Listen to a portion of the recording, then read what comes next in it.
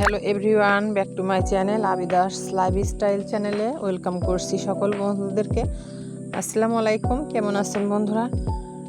আশা করি আল্লাহর রহমতে সকলে খুবই ভালো আছেন। আমিও আলহামদুলিল্লাহ আপনাদের দোয়ায় এবং আল্লাহর রহমতে ভালো আছি। বন্ধুরা, প্রতিদিনের মতো চলে এসেছে আজও নতুন আর একটি ভিডিও নিয়ে। আজকের ভিডিওতে তৈরি করব কদমা রেসিপি। সো বন্ধুরা, আর কথা বাড়াবো না, সাথেই থাকুন, দেখে নেওয়া যাক কীভাবে কদমা তৈরি করে নেওয়া যায়। কদমা তৈরি করে নেওয়ার জন্য আমি এই তো এখানে 1.5 কাপ নিয়েছি চিনি, আর যে কাপটা মেপে চিনি নিয়েছি তার অর্ধেকটা নিয়েছি পানি। এখন অনবরত নেড়ে চেড়ে নিয়ে চিনিটাকে জাল করে নেব। দূরের কাছে, দেশ ও দেশের বাহিরে বন্ধুরা যে যেখান থেকে ভিডিওর সঙ্গে যুক্ত হয়েছেন অবশ্যই একটি লাইক দিয়ে ভিডিওটি শেষ পর্যন্ত কন্টিনিউ করার অনুরোধ রইল। বন্ধুরা, মজাদার কদমা কিভাবে তৈরি করব অবশ্যই ফুল ভিডিওটা দেখবেন, কোনো রকম স্কিপ করবেন না ভিডিওটা, তাহলে কদমা কিভাবে তৈরি করা যায় সেটা কিন্তু বুঝতেই পারবেন না। আমার এই রেসিপিটা ফলো করলে এবং শেষ পর্যন্ত ধৈর্য সহকারে দেখলে অবশ্যই আপনারা কদমা তৈরিতে ব্যর্থ হবেন না। চিনির শিরাটা কিছুক্ষণ জাল করে নেওয়ার পরে অনেকটাই কিন্তু ঘন হয়ে এসেছে।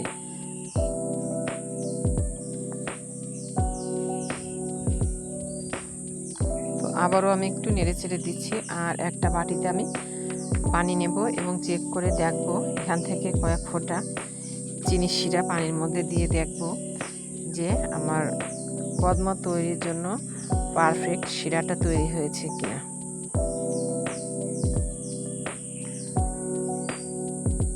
একটা স্টিলের প্লেটে আমি কিছুটা তেল মেখে নিচ্ছি।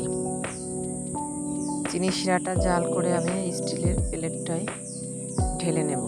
তেলটা মেখে নিলে খুব সুন্দরভাবে কিন্তু চিনি শিরাটা উঠে চলে আসবে, তা না হলে কিন্তু এই প্লেটের সঙ্গে লেগে থাকবে আঠার মতো।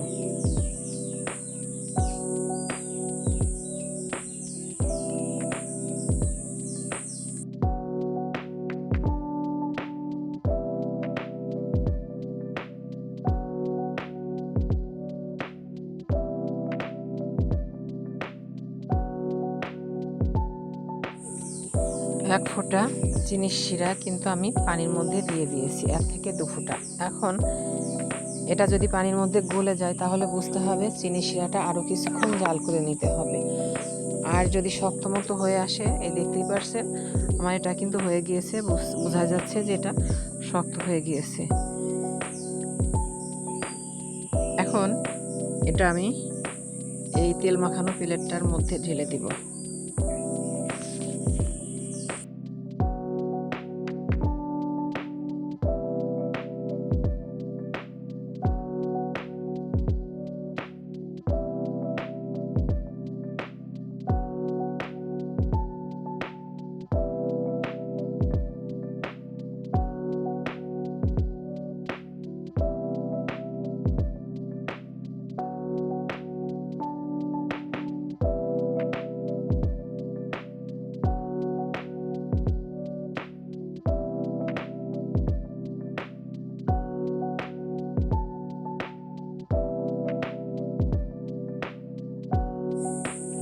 তেল মাখানো প্লেটটার মধ্যে ঢেলে দিয়ে আমি 5 মিনিটের জন্য অপেক্ষা করব।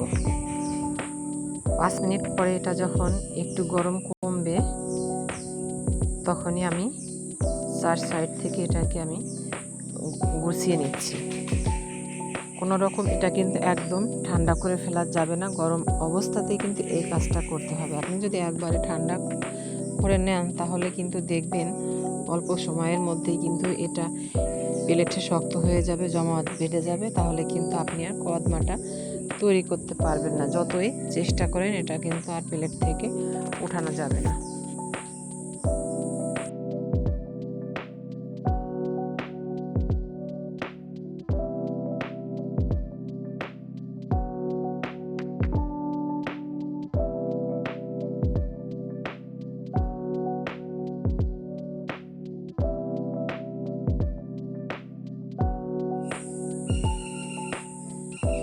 শিরাটা এক জায়গায় গুছিয়ে নিয়ে কিন্তু আমি এটা হাতের মধ্যে তুলে নিয়েছি। আর এখনও অবধি এটা কিন্তু অনেকটাই গরম আছে, যেটা কোনো রকম কিন্তু শুধু হাত দিয়ে সহ্য করা যাবে।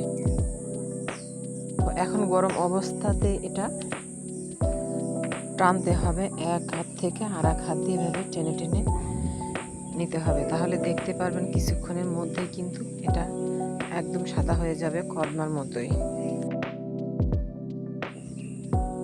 প্রিয় বন্ধুরা, ভিডিওটা দেখতে দেখতে যারা এ পর্যন্ত একটি লাইক দিতে ভুলে গিয়েছেন, অবশ্যই একটি লাইক দিয়ে সঙ্গেই থাকবেন শেষ পর্যন্ত। আর আমার এই নতুন চ্যানেলটাকে আপনারা অবশ্যই সাবস্ক্রাইব করে আমার পাশে থেকে যাবেন বন্ধুরা। আমি কিন্তু আপনাদের কমেন্ট ধরে আপনাদের পরিবারে চলে যাব।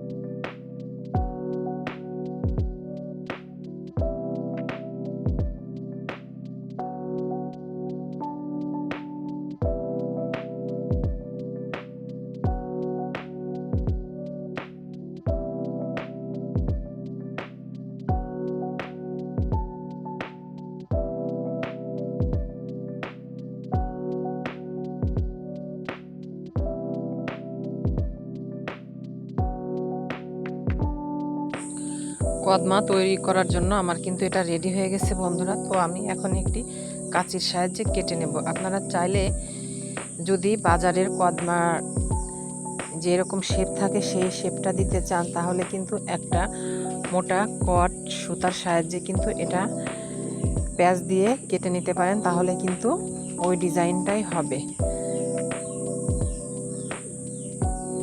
তো বন্ধুরা, সবগুলো কেটে নেওয়ার পরে একটু চিনি গুঁড়ো করে চিনির ভিতরে এটাকে কোট করে নিলেই কিন্তু তাহলে আর এই চিটচিটে ভাবটা থাকবে না, একদম অবিকল দেখতে দোকানের মতোই কিন্তু কদমাটা দেখা যাবে। তো বন্ধুরা, ভিডিওটা আজকের মতো এ পর্যন্তই ছিল। দেখা হবে নেক্সট ভিডিওতে নতুন কোনো রেসিপি নিয়ে। সে পর্যন্ত সবাই ভালো থাকবেন, সুস্থ থাকবেন। আল্লাহ হাফেজ।